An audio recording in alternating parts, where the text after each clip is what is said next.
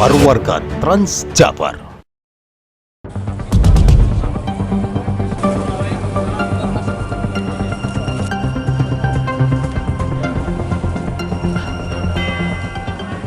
Sejumlah caleg dari berbagai partai mulai menyapa masyarakat di daerah pemilihan masing-masing untuk memperkenalkan diri dan menyampaikan visi misi mereka menjelang pemilu 2024. Kegiatan sosialisasi dan dialog ini menjadi momentum penting bagi para calon legislatif untuk mendulang dukungan pemilih.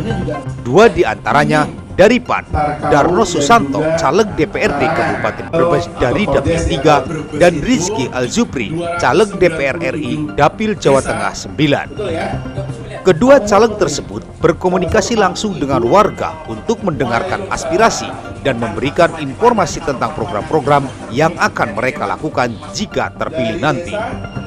Belusukan ini diharapkan dapat mempererat hubungan antara caleg dan masyarakat, serta memberikan pemahaman yang lebih baik tentang tugas dan tanggung jawab para calon legislatif. Pikiran dan tenaga dan kemampuan sesuai dengan ukuran saya pengen bermanfaat untuk orang banyak. Sesuai dengan menyampaikan atau menghantarkan sebuah aspirasi rakyat. Kenapa maju DPR RI? Supaya bisa lebih bantu lebih banyak orang. Sekarang di DPRD Tegal, yang bisa dibantu hanya warga Tegal. Kalau DPR RI lebih banyak warga yang bisa dibantu. Sampai Salem, Bantar Kaus, dan Larangan. Target suara insya Allah bareng Pak Darno bisa 10.000 suara. Pak Anies, langsung saya sampaikan terserah.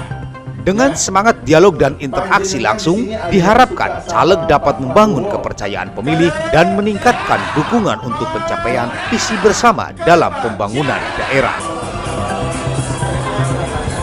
Dari Brebes, Jawa Tengah, Kabar Warga Trans Jabar.